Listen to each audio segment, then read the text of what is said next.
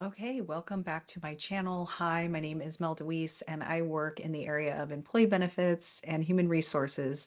Today, I am diving into wellness, and this is not your typical wellness presentation or education or seminar.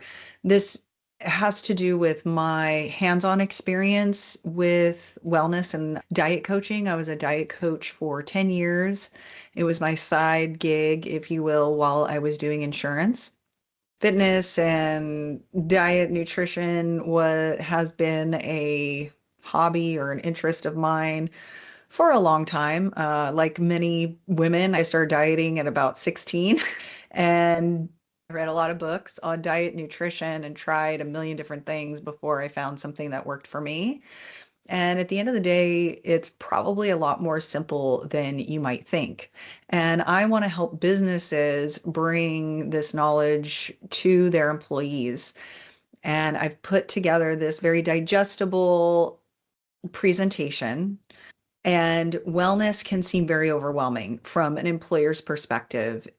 And at the end of the day, it is very similar to a marketing campaign where it's not just a one and done email or a one and done meeting with your employees or a one and done prick of the finger testing the blood, having blood drawn or starting a health questionnaire. I mean, it could be all these things all tied together. There needs to be some sort of structure, some sort of plan ahead of time before you dive into wellness.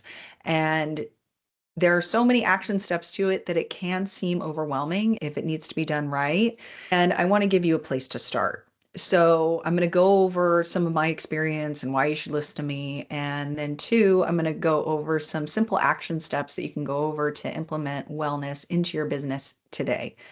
I'm also going to have a couple other videos on this topic and talk more seriously. If you're really, really serious about wellness and you want to bring this into your company culture, I highly recommend my future videos.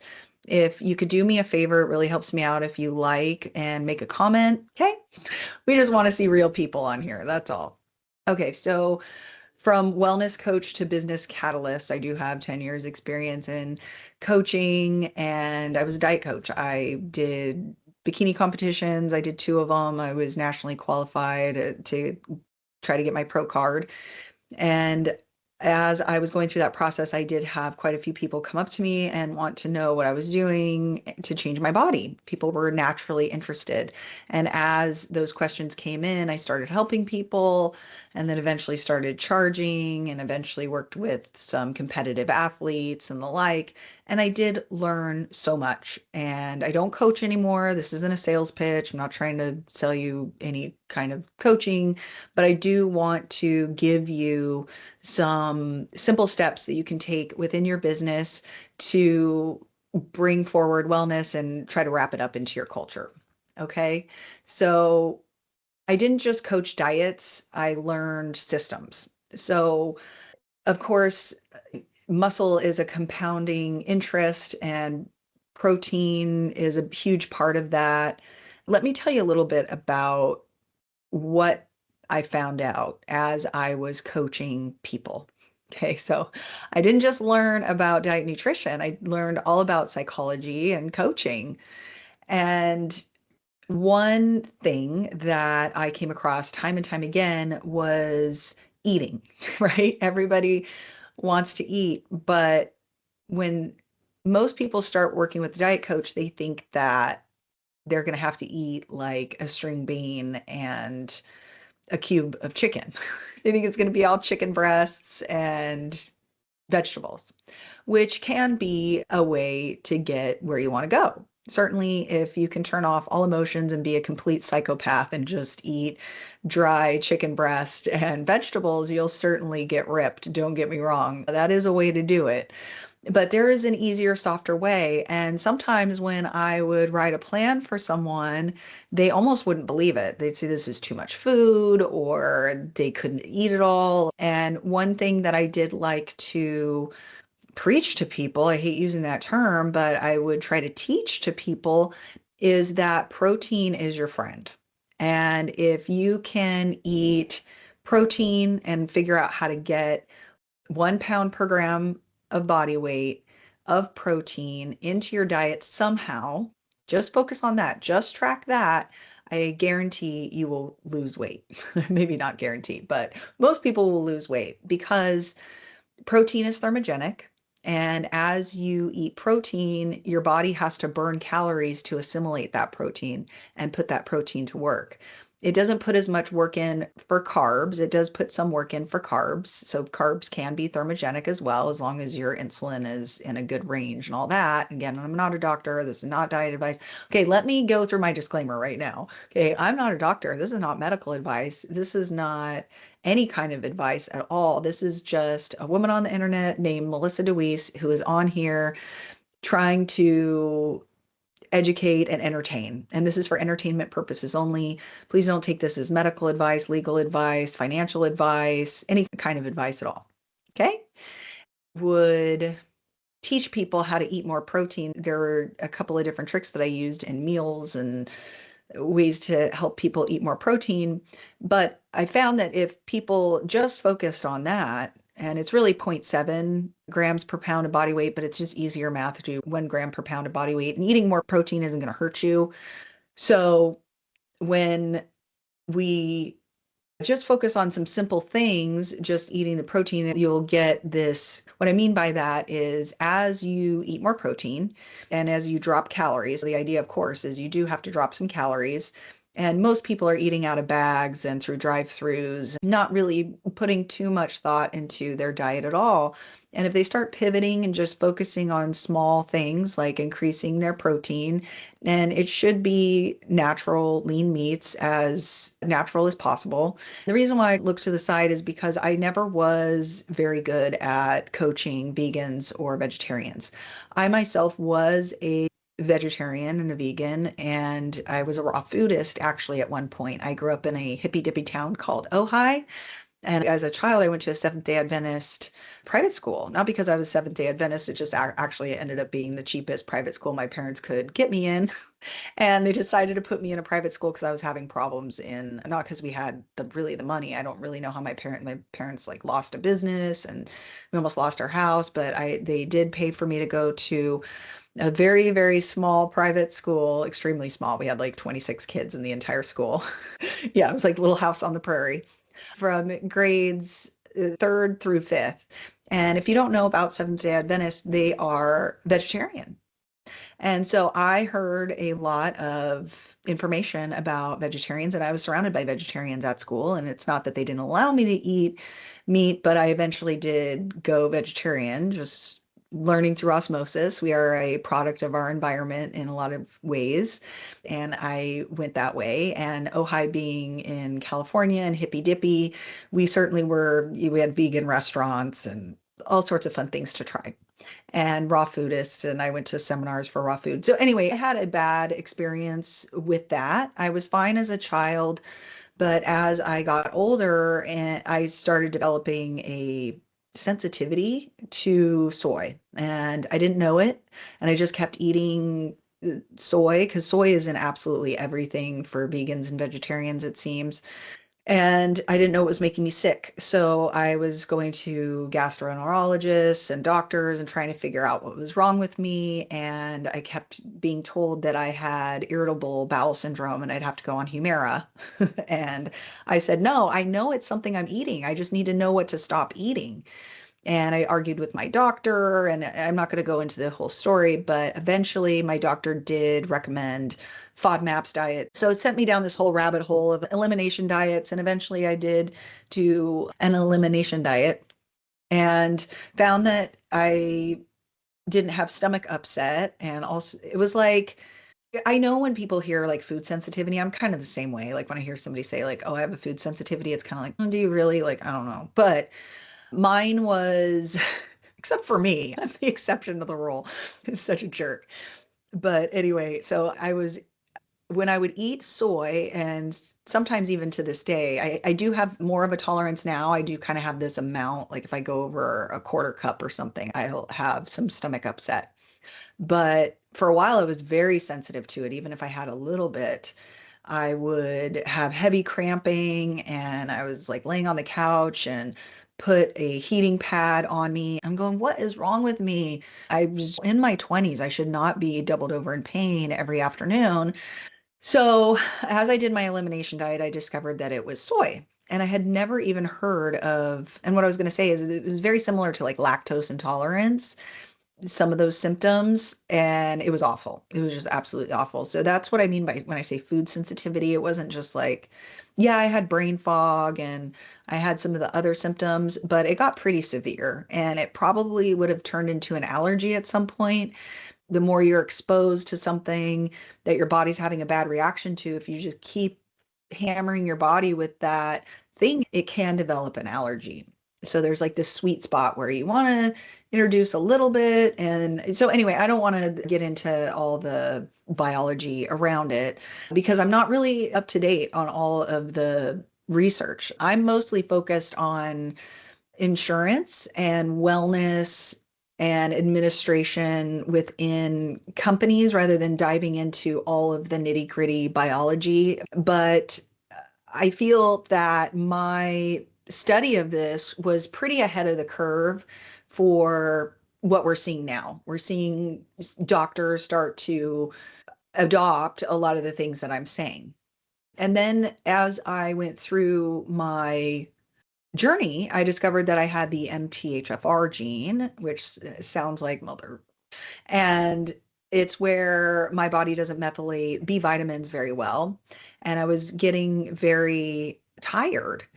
And I discovered this all around the same time. So, because I was deficient in B vitamins, red meat has been a great solution for me. And I really did feel a lot better. And also, I found that I did better with methylated vitamin Bs rather than just standard vitamin Bs. So there's been all sorts of little tricks and things that I've learned over the years.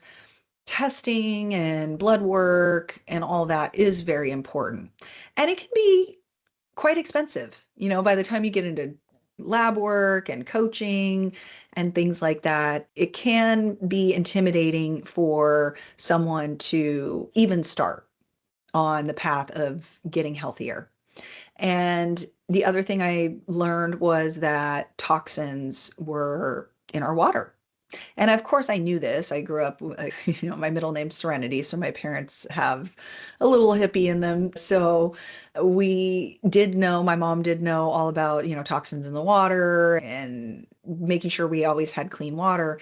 And as I became an adult and started focusing on my health, I always invested in a reverse osmosis system. So trying to remove plastics and have reverse osmosis in community spaces is a great way to go and can save you money instead of getting those jugs that come to the office. I mean, of course, you can do that too, but perhaps investing in a reverse osmosis for your employees would be a good place to invest some money. And I'm going to go through some more suggestions throughout this presentation, but as I'm spitballing what worked for me, there may be things that you see as opportunities to invest in your culture. And let's say it's this reverse osmosis. You spend $1,000 or $1,500 on a reverse osmosis drinking system for your employees in your office. You could just install it, not tell anybody, but you could also install it and create awareness and let the employees know why you're doing this and let them know that you're doing it because you are investing in wellness for your employees. And this is one of 3 steps you plan on taking this year. So you can come up with a list. It doesn't have to be a really long list, but it could be a list of 1 or 10 things. You could do 1 a month. You could do 1 a quarter, or just do 3 for the year.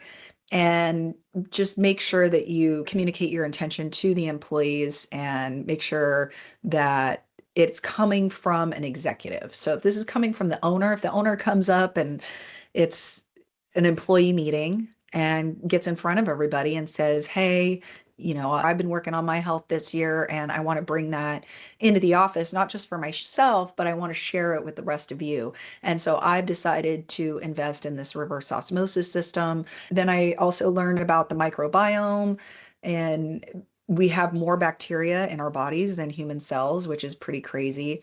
And Candida is a type of bacteria that can overgrow, especially for us here in the West, because we have so many pesticides in our food that kills the good bacteria. And on top of that, we have a lot of people drinking and we have a lot of people eating refined carbohydrates and sugars, and that is absolutely what candida does. That's one of its jobs, is it helps you digest all those things. Well, if you're eating too much of those things, you may have candida overgrowth. And just like a lot of living things, it wants to colonize your gut, basically, right? It wants to create more of itself or more things like it. So it will actually manipulate the vagus nerve, which runs from your stomach to your brain. The biologists thought that it would go from your brain to your stomach. They thought it was a one-way street. Well, they learned it's actually a two-way street. The vagus nerve can be manipulated by bacteria in your gut, and that bacteria, the candida, may be saying, "Ah, we want more sugar because we want to make babies and have a lot of food so we can continue to grow and multiply." And it will send chemicals out to manipulate that nerve to make you crave sugar or alcohol. I don't crave carbs or sugar as much as I once did. I used to crave sugars and carbs just like anybody else. And one of the steps that I took to get rid of that was a candida cleanse. And I'm not really recommending maybe you don't get a cleanse for your employees, but I'm just explaining to you what I did with my clients, and maybe you can take some of this stuff and use it for yourself. But I'm mainly telling you because there's so many diet protocols or so many wellness protocols out there. I want you to know kind of my view and where I'm coming from. I'm agnostic. I don't subscribe to one diet. It doesn't have to be the carnivore diet. It doesn't have to be the paleo diet. It doesn't have to be the vegan diet or vegetarian. We don't have to name it. One thing, the only thing I name may be or could be close to the whole foods diet. It's really a whole foods diet. Sticking to single ingredients when you can, or having things that have less ingredients. So, for example, if I have chips, I have Boulder chips. I still do have potato chips. It's potatoes, oil, and salt. There's nothing inherently wrong with potatoes, oil, and salt. The human body can digest all of those. Is it the most nutritious thing for you? Maybe not, but it does have salt in it. Like if I just did a heavy workout, and I need some salt, it feels pretty good to have, some chips. So I'm not against eating quote unquote junk food, but let's at least try to look at the back of the bag and try to get protein when we can. We can educate employees on nutrition labels and how to read labels. Some people don't even know how much protein they should have based off of their body weight and what is ideal for fat loss, because the industry really looks at weight. Everybody's obsessed with weight. Okay, do you want to lose muscle? Do you want to lose bones? Like, should we just cut off your leg? That's a way to lose weight. Or do you want to lose body fat? Most people want to just lose body fat. Let's keep the muscle and just lose the fat. So, one way to do that is to focus on the protein. And the baby steps to that and knowing how much protein is in something is to learn how to read nutrition labels. Also, learning how to use trackers. Pull up a tracker for a lunch and learn and go through a food tracker, because even though people hate tracking, it is no fun. I hated tracking too. I did it as little as humanly possible, believe me. But going through that practice and checking in with yourself and making yourself track for at least an entire week, they will learn a lot. And really, what I ended up doing, to be honest with you, is I would track probably for a week, and then I would know, okay, these are the meals. I'd try to figure out which meals I liked and which ones had the protein I needed. And usually at the end of the day, the tracker would tell you how much protein you had left to eat, and you could then fill it in with a protein shake. Maybe you're a light, and so you get, make yourself a quick protein shake to get that last 30 grams in to meet that goal. And just making those one little simple goals. But before somebody can even make a simple goal, they almost have to know how and just the simple action steps. So reading labels and tracking your food. And as they track, they really start to learn, oh, this hamburger has 40 grams of protein or however much. Then we get into supplements. So inherently, as I go through and start talking about diet, everybody wants to take supplements. Supplements are not 100% necessary. They can be useful. The problem that I have with people just starting right away with supplements is people sometimes believe that supplements are going to solve their problem. Most Americans, we've been trained, you take this pill, it fixes you. You take this pill, and that's what treats the problem. And here in my philosophy is that food is really the main driver with getting healthy. And supplements can certainly help, especially if you have any kind of vitamin deficiency. Most everybody that hasn't been taking vitamins have some sort of deficiency, but it might be different for you than it is for me. I might be fine on my magnesium, but I'm low in vitamin B because of my genetics. And someone else might be fine on their vitamin B, and you don't want to overdose them with vitamin B and give them more vitamins, but they're low on magnesium, so they need to take magnesium. So one way to really pinpoint what someone is lacking is blood work, getting somebody's some blood work. Any other kind of supplements should be there to support you in meeting your goal. So if your goal is to have more protein, then you should get a protein powder that you like. I know a lot of people would ask me which one is the best, and I usually say the best one is the one that you can tolerate well. It doesn't give you stomach upset, whatever kind of protein that is, because everybody's different. Some people do well with egg protein, some people do well with beef protein, some people do well with soy protein, some people do well with hemp seed protein, some people do well with whey, of course, and all sorts of different, there's a million different types of protein, but not all proteins taste great. Not all protein powders taste great. So if you go and spend 50 bucks on a protein powder and you don't like it, you don't like the way it tastes, you're probably not going to be able to do it every day. You're probably going to hate it. It's better to get something that's higher in calories that you'll actually eat, that you'll actually use, that you'll actually enjoy, and or can learn to enjoy. It's tough when you get somebody that's super picky that doesn't like any of it. If somebody is really willing to make that change, if we can get them to have some sort of a protein powder that helps them meet their goals, that would be great, but you have to make sure that it actually tastes good. Otherwise, people don't use it. My first recommendation with that is let's make sure it's something that you can stick to, that you like, and that you enjoy and can see yourself taking on a regular basis. Maybe not every day, and it's not even that great to probably take protein powders every day. I mean, think about the industrial system that we have, the food system we have, and a lot of these ingredients come from overseas and a factory overseas, and these factories have gears and metal and grinding, and pieces of metal may get in there, or pieces of plastic, and it's a manufacturing process. So we don't know how clean all those ingredients are, and then you put them together and you might be getting some heavy metal exposure. And of course there's protein powders out there that tout that they're clean, and I'm sure they are, but they're more expensive, of course. It's just an extra risk that the more something goes through the manufacturing process with food, the more likely it is to have contaminants in it, things you don't want in it. And not any fault of the manufacturer, it's just what happens, right? When the more hands that are touching it, the more things that can go wrong.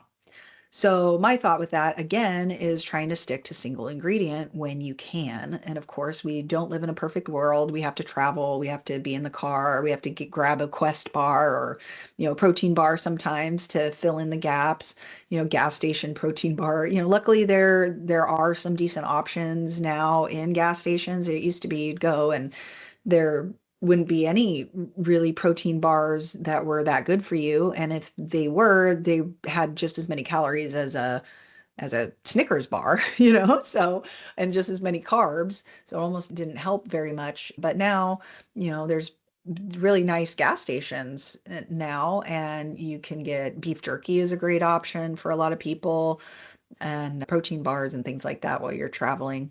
And another thing I learned is that not all studies are created equal. As I've been through this journey, a lot of these studies are headline studies. I would get calls from people saying, "Oh, look, this study just came out and it says that you shouldn't eat this thing." Like, okay, what was the study? Was it a survey?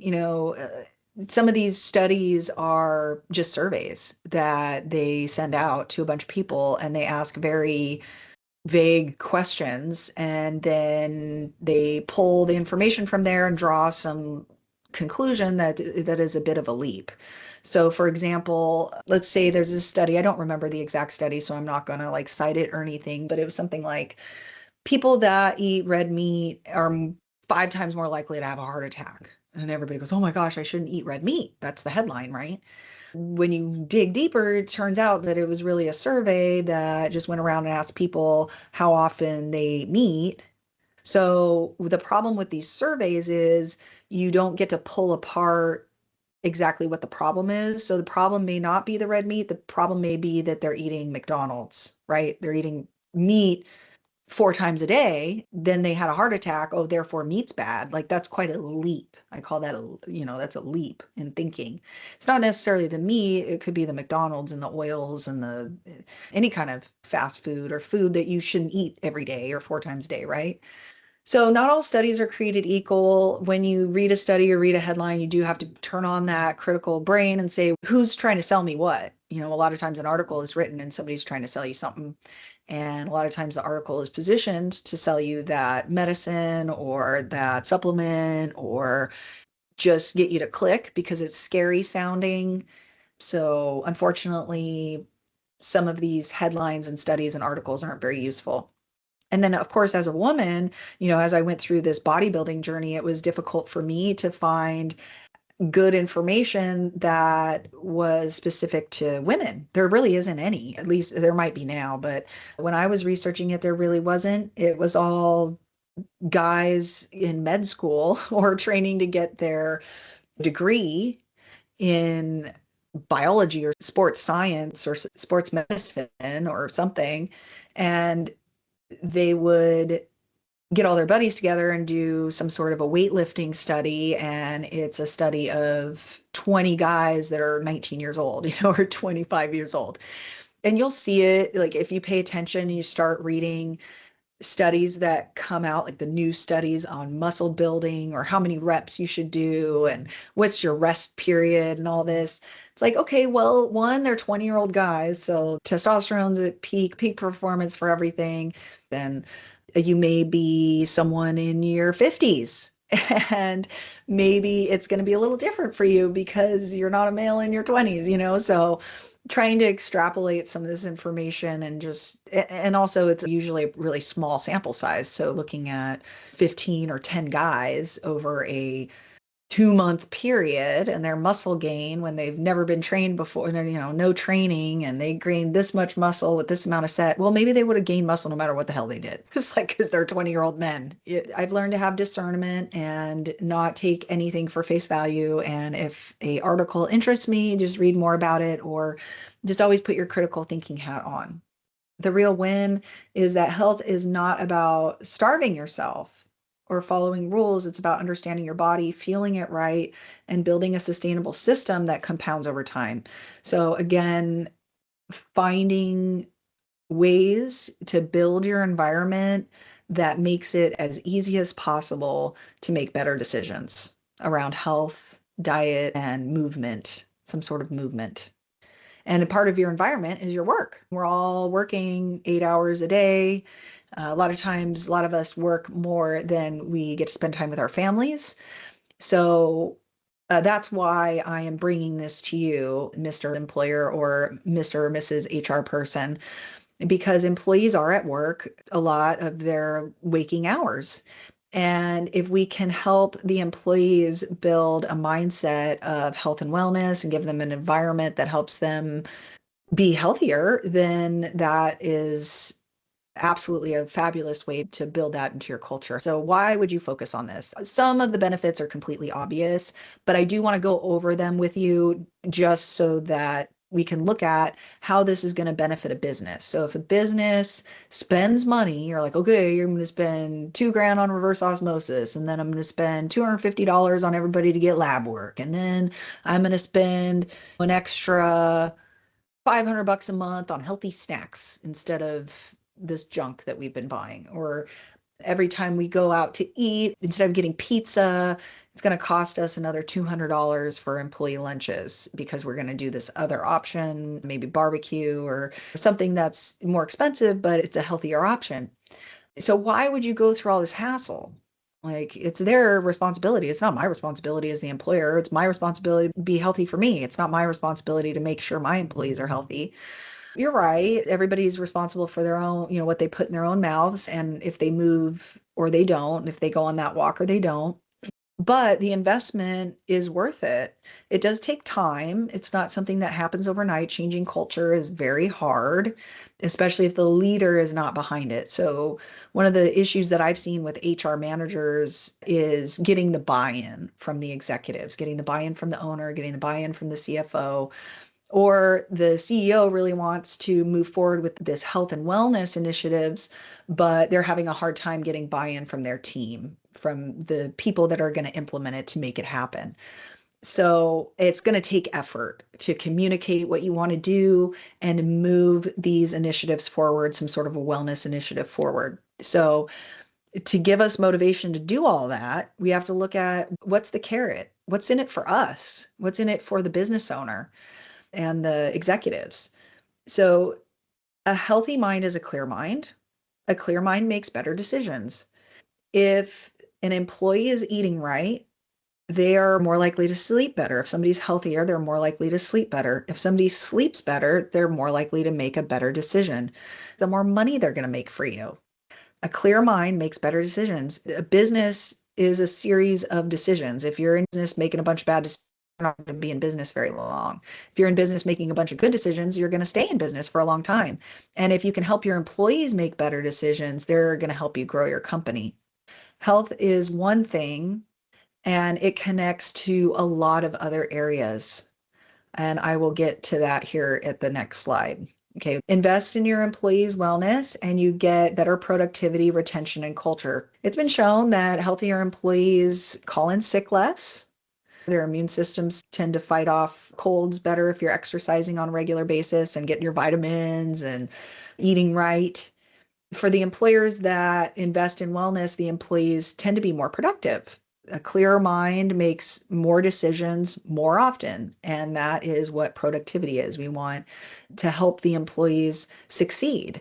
And everybody wants to do better at their job. Most people want to do a good job. If you're hiring the right people, you should be hiring people that want to do a good job. So most of your employees want to do a good job. And if they're feeling better, they're going to be more productive. They're also going to see how much you care if you're investing in their wellness and you're providing them opportunities to grow in their wellness journey and help them. So as you invest in your employees, and you're going to get better productivity, retention, and it's going to impact your culture in a positive way. I'm a huge advocate of coaching. You'll get that throughout this presentation. If you really want to go all in on this, I highly recommend looking at coaching, getting a company to be a resource to your employees and offer one-on-one coaching for accountability and for education. Because you can do webinars, general educational topics like how to read a nutrition label, tips increasing your movement throughout the day or burning more calories throughout the day. You can do all that. That's a fabulous add-on to any strategy. I completely agree with that. I think there should be group meetings and they should be on a regular basis, at least quarterly. But there's going to be individual issues that will not be addressed in a group setting. You may have somebody that has an issue with their kidney. Okay, so they're going to need more specific coaching on how to navigate that with their diet. And you want to be able to give them that resource so that they too can participate in your company culture and work on their health and their wellness, even though they may have this other allergy, or there's all sorts of reasons why somebody maybe need more one-on-one or more customization and advice and guidance on what they should do with their diet. Okay. Then we've got creative health, which is art, writing, and acting and the like, any kind of creative arts. I include this in health. This is a option for a company to add. So if a company doesn't want to go down the diet and exercise, that wellness track, you can go down the track of encouraging your employees to try something new or to do creative activities on a regular basis. Employees that work on their creativity and practice creativity on a regular basis are going to have less stress, and they're also going to have increased innovation, and those employees are also going to help you grow your company. So if you invest in helping your employees get access to art classes, writing classes, acting classes, creative outlets type of classes, that also can be a wellness strategy and help you improve your culture in a really cool way. I think it's a really cool way. Financial health, you may be like, nah, Melissa, we don't want to do the artsy fartsy stuff. We don't want to do the health and wellness. We want to look at financial health. That's also a avenue a lot of employers go. They reach out to their 401k providers and have them come in and teach their employees about credit. What is a credit score? How do you improve your credit? If you have something wrong on your credit, how do you get that written off? There's all sorts of cool, really, really cool financial wellness strategies that you can implement for your employees. You may say, hey, Melissa, you know what? Our culture, we already do a 5K together every year. We already, have class pass and we do all that. We did that. We started doing that 5 years ago. Everybody, that's part of our culture now. Well, it may be time for you to work on some of these other wellness categories, which is why I put these in here. So there's different pillars. So when I say wellness, and the reason why I bring this up is because when I say wellness, many people just think of the physical. They just think of going to the gym and diet and supplements and the like. But there are all these other categories that you can focus on. And of course, I don't recommend if you're just starting out to focus on all of these all at once. You would just pick one or, pick something to focus on this year. And then next year, maybe you can move on to something else. So there's physical health, which would, of course, like we talked about, be fitness, nutrition, sleep, and movement. Then you've got mental health, which helps with clarity, focus, cognitive function. So having initiatives and education around mental health, and of course how they can access mental health benefits, not just for counseling and therapy, but there can be other ways that you improve mental health, and that can include walks and some other, they can overlap, of course. And that's kind of my point, is they all kind of overlap. Emotional health, expression, vulnerability, and resilience. Emotional health, helping people process emotions. The creative health pieces that I was talking about can help people in that area as well. It can help with mental health, and it could also help with physical health. The physical health can help with emotional health and mental health. You can be focusing on emotional health and end up talking about physical health at one point in your initiatives and your communication campaign to your employees for the year. It can all bleed in together.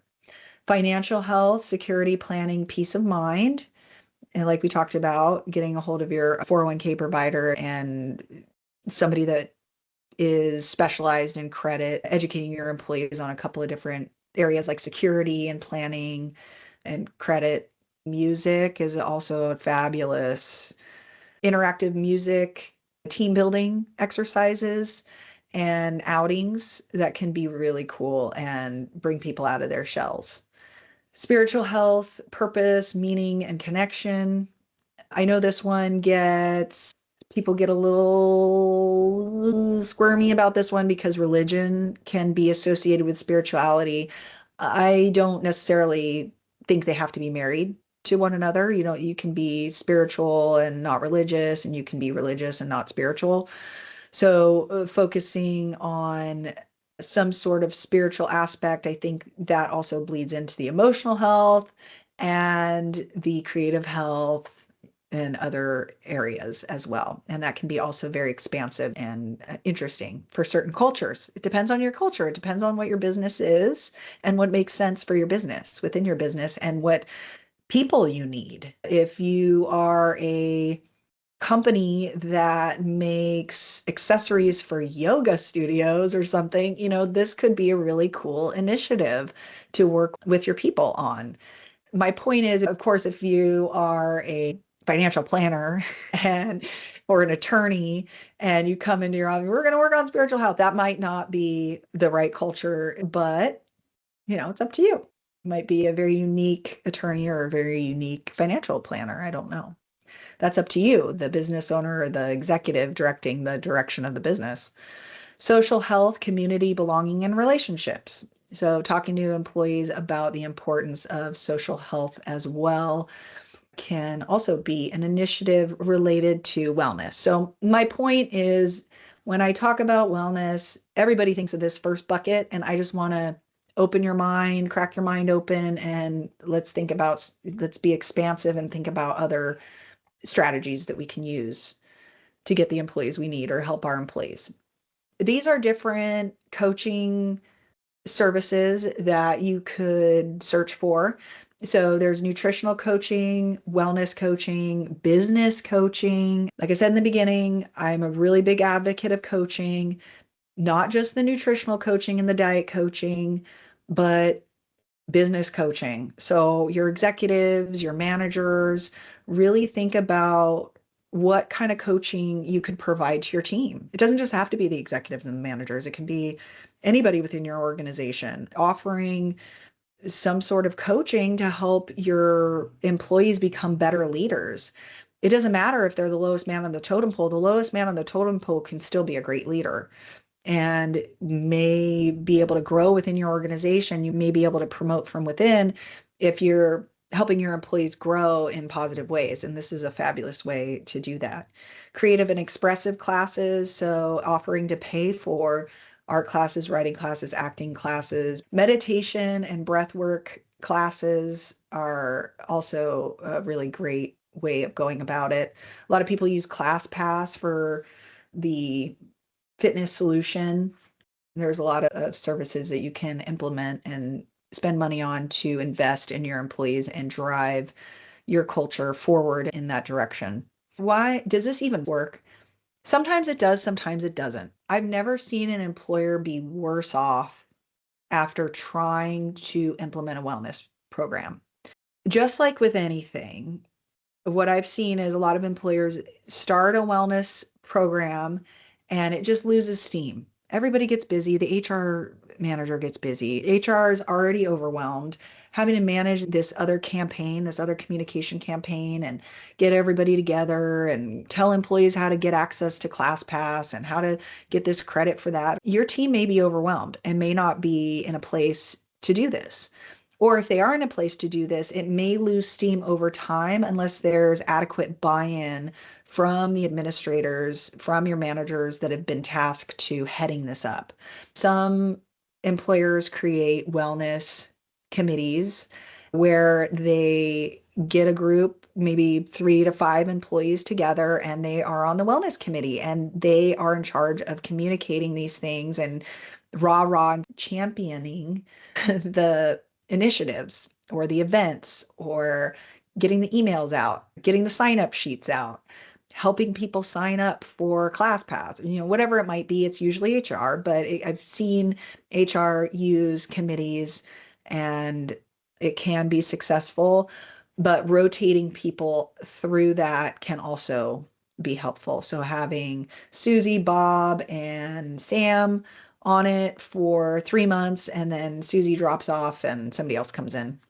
So there's a couple of different ways you can manage it. Again, it depends on your company. But 21% increase in productivity when employees are healthier. Meta-analysis of wellness programs. That's what has been found from surveys that most employers see a 21% increase in productivities when employees are healthier. And this doesn't happen overnight. What I always tell employers is you have to give it 2 years. I know it sounds like a long time. You will see benefits right away. A lot of employees will be suspicious. You'll have the 20% that are extremely suspicious that don't want to do any of it. They think you're trying to monitor them. They don't want you to know about any of their blood work, even though if you do blood work, it's a third party and you don't get results that say Bob is pre-diabetic. It's all anonymous. You get general percentages. It'll be 30% of your population is pre-diabetic, 20% is diabetic. It'll give you some general information, but it's not going to tell you specifically who has what. But my point is that in the beginning, you're going to have people that are suspicious, the 20% that are suspicious that or that don't want to do it and refuse no matter what you say. You're going to have the 20% that are extremely excited and so happy that you're doing it. And then you're going to have the 80% in the middle that get pulled either direction, depending on who they're talking to. But my point is that it does take some time. And you will see that 20%, those people that are really excited, if you can keep those people that are really excited, keep them excited about it and keep them talking about it with other employees, the more that you can bring it up with your team, the more successful it's going to be. And especially if that 20% is they're seeing physical, let's say they start the wellness program and in 6 months they've lost 20 pounds. Everybody in the office is going to be asking them what they're doing.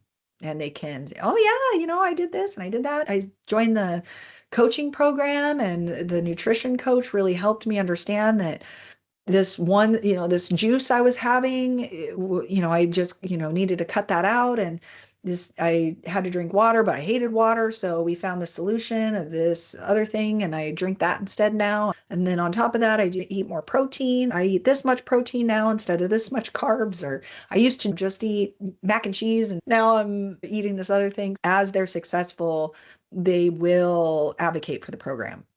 You'll 35% reduction in absenteeism with wellness engagement. So with companies that go from no wellness program to initiating a wellness program, and if they are able to get their employees engaged and shift their company culture, they see a 35% reduction in absenteeism. Now, absenteeism is an HRE word. So if you're not an HR, you may not know what that means. Absenteeism means you showed up to work, but you were brain dead. Have you ever had those days where you're at work and you're like, you catch yourself just staring at your screen, like not doing anything? That's absenteeism. Okay. So it's where you might as well just not be there, but you're still there. 45% higher retention. And some of the time the absenteeism is they're really just at work looking at other jobs. Like they're online, like researching other employers because they hate their job or something. But absenteeism is something that HR managers try to reduce, of course, obviously.